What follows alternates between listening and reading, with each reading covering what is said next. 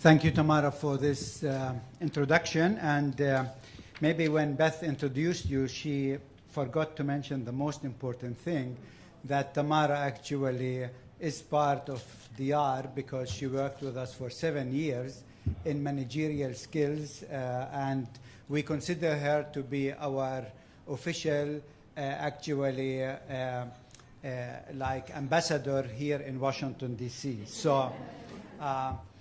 Thank you for coming to this event. It's great to see all of you here, a full hall, which really talks about the importance of this topic. Now, just for you to know what I'm going to do, I'm not going to speak about the Arab Spring, and I'm not going to speak about the presidential election. These were just teaser to get you here, okay? Okay?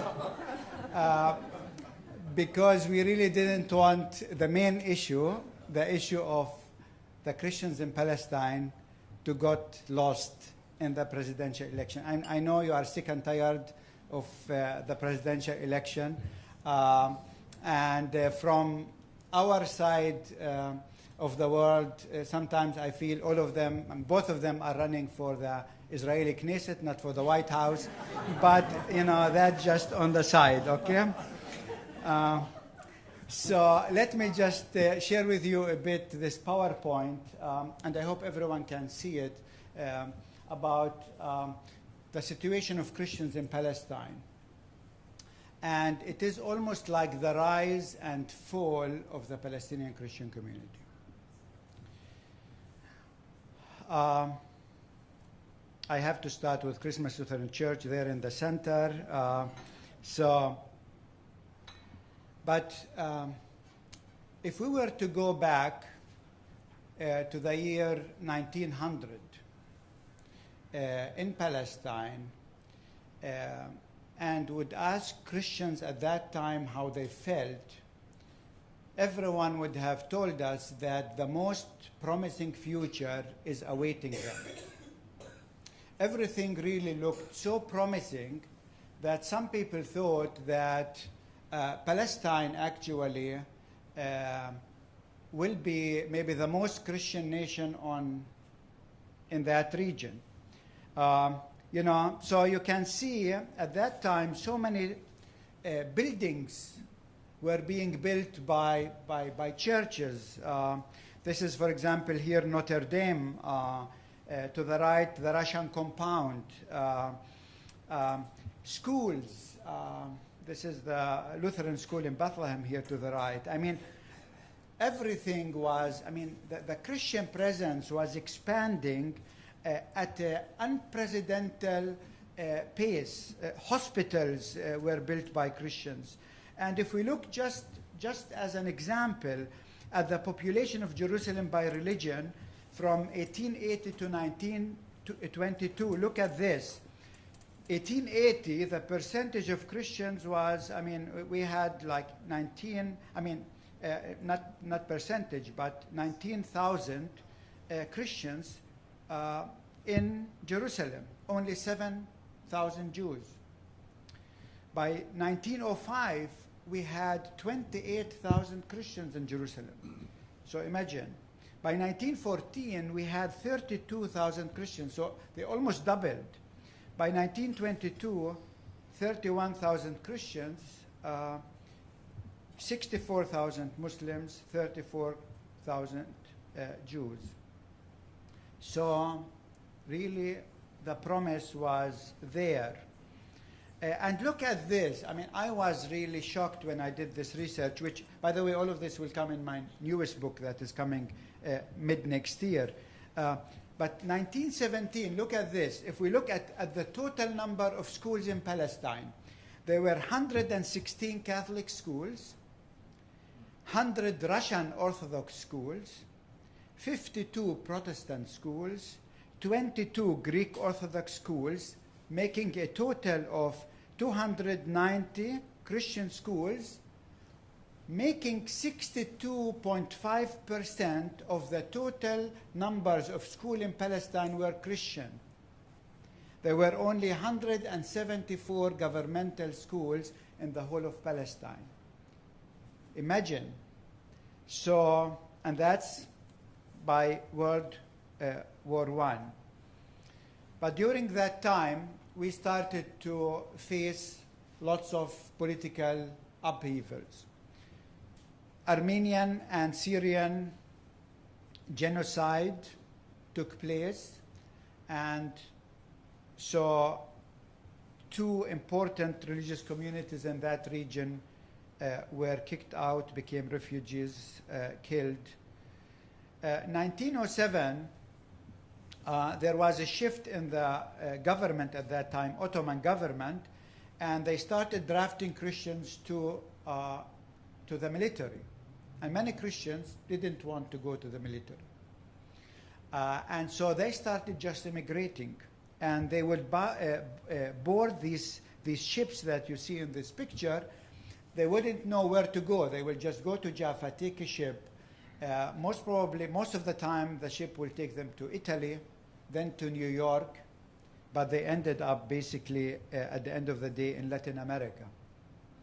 So imagine, around between 1907 to 1914, half of the Christian population of Bethlehem left to Latin America within 7 years.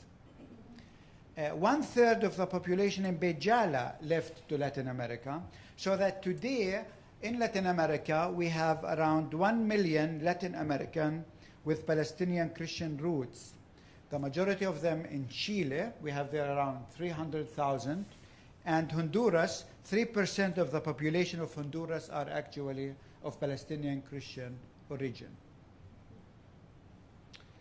But, and that's important for those of you who read my book, Faith in the Face of Empire, our fall had to do with empires all the time.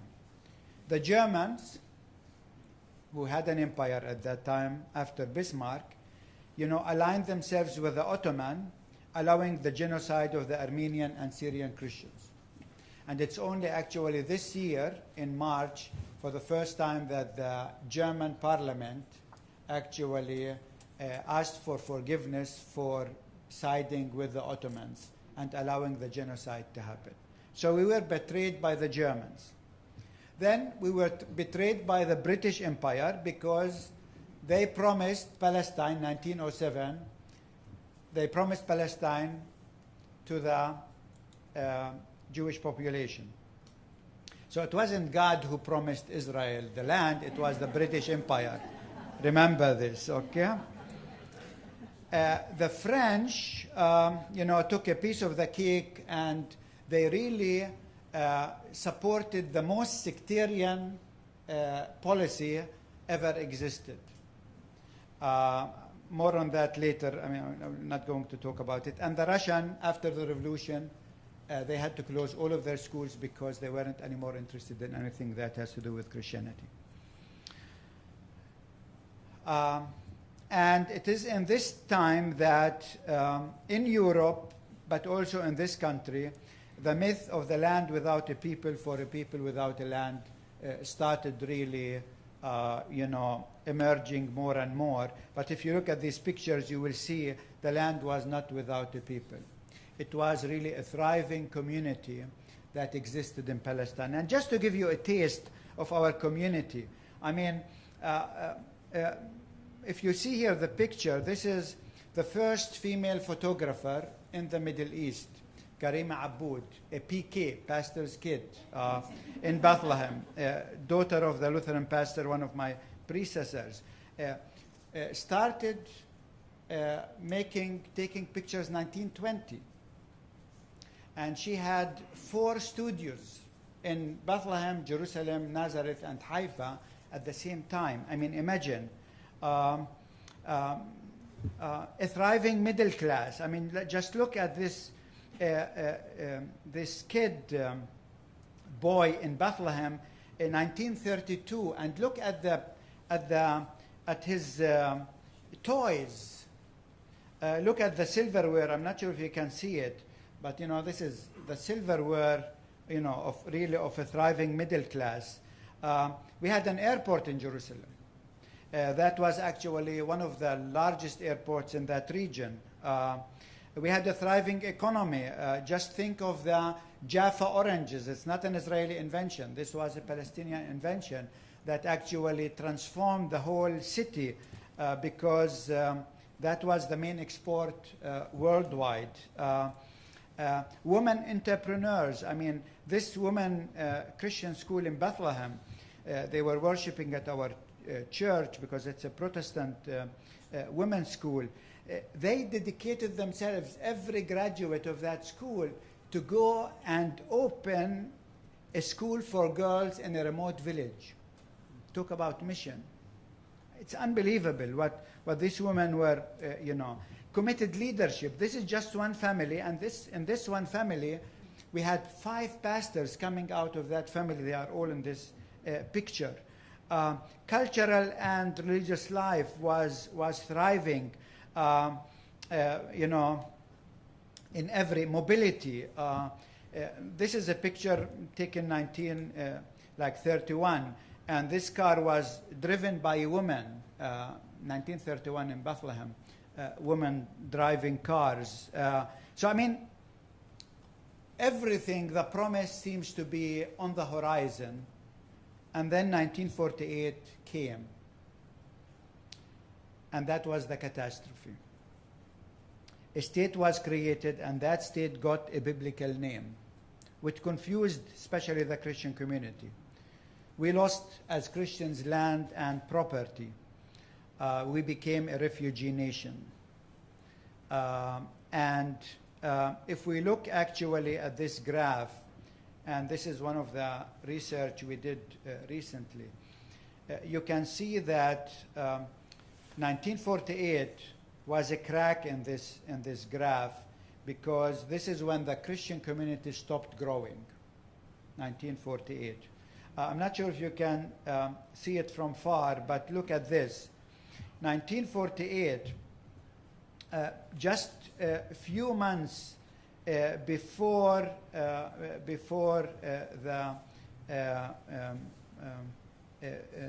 Nakba, we had 135,000, 1944, and just within few months, the number of Christians dropped to 34,000, from 135,000 to 34,000, which means the percentage of Christians within 6 months after the establishment of the State of Israel dropped from 8% to 2.8%.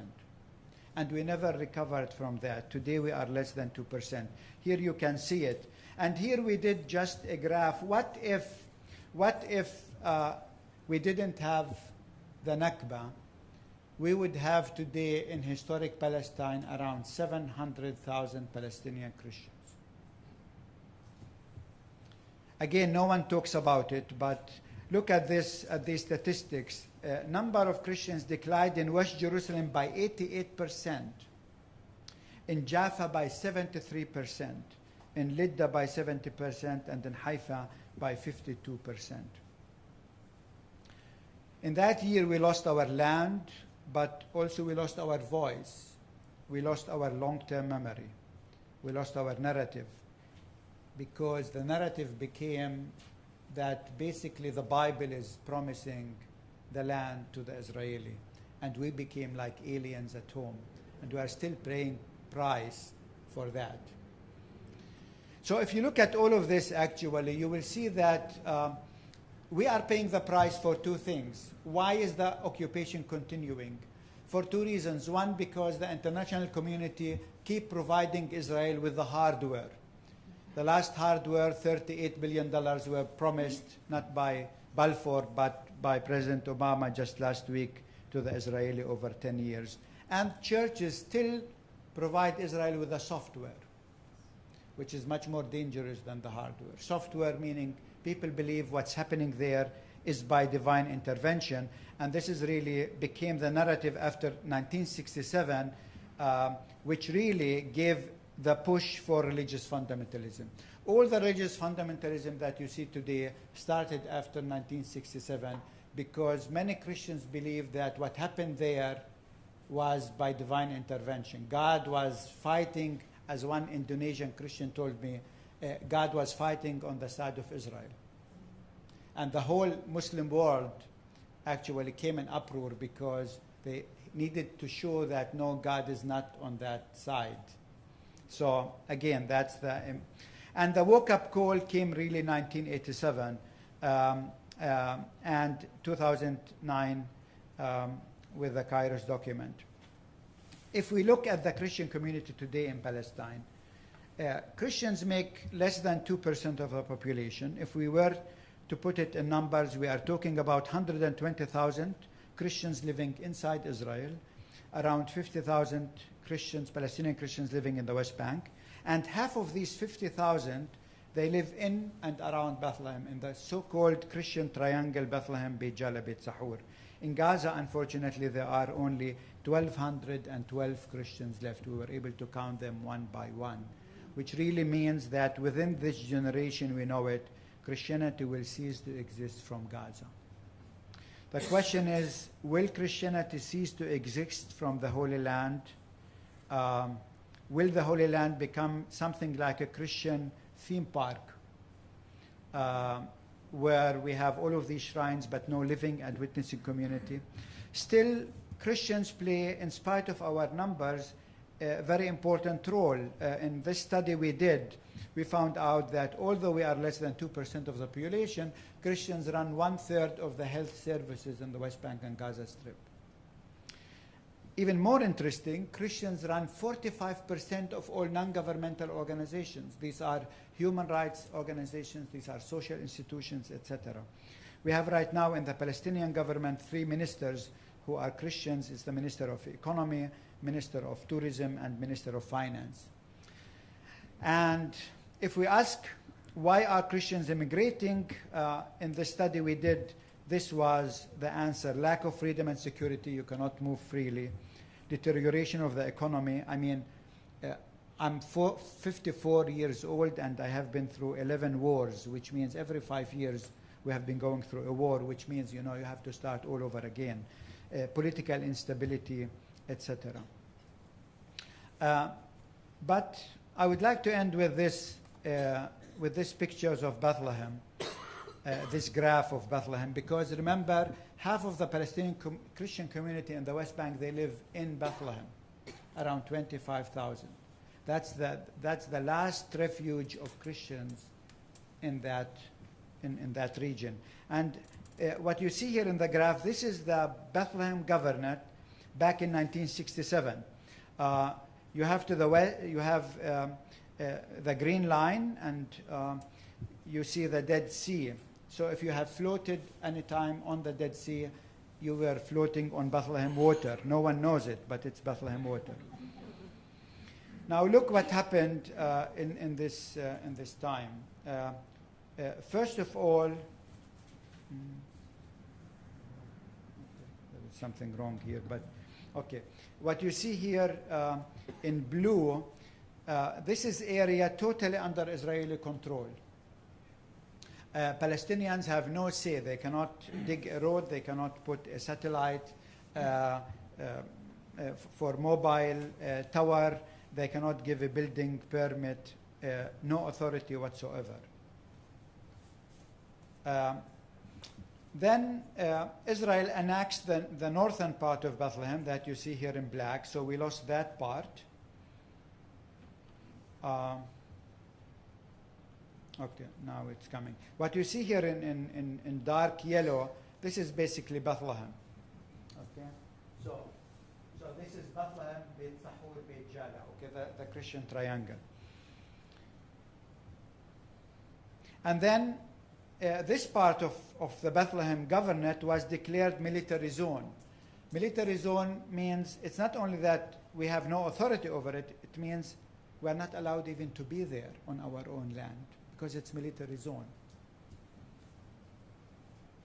And then this part was declared green area, which means, you know, Palestinians cannot do anything there, but also people who follow the Israeli settlement activities know that most of the time Israel declared an area green area before starting building settlements there.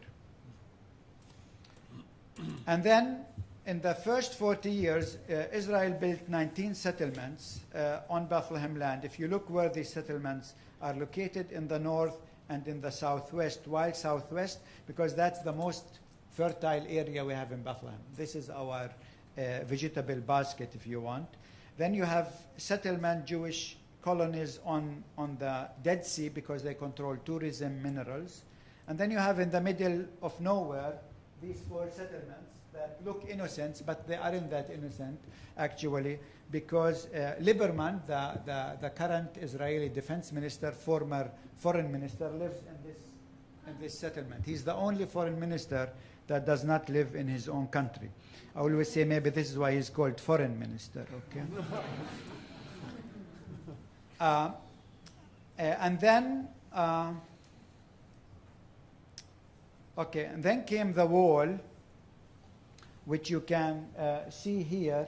The wall was built mainly in the north of Bethlehem. Here, this is the wall when you see when you come to Bethlehem. On the western side, and here there is an opening. That opening is not there anymore because just 6 months ago, Israel closed that opening with a wall. If you followed the Kremzan case, that's when it was built. And in fact, there is now a wall on the southern part of Bethlehem, which is here. So from 3 sides now, Bethlehem is really surrounded by this wall, more barriers, more settlement expansions that you see now in yellow. And so out of the total area of the Bethlehem Governorate, only 14% of that is for Palestinian use and under Palestinian control. 86% of the Bethlehem Governorate, this is where half of the Palestinian Christian community lives, is not under our control, and it's not meant for our kids. So having 2 daughters, I'm not sure where in the future they will be able to build a house for themselves, because the wall is built just in the last, behind in the backyard of the last home in town. I had from DC here an American general, military general. He visited us, and I showed him this picture, and he told me, you know what, we have in our military jargon a name for what's happening to Bethlehem. And I said, what is it?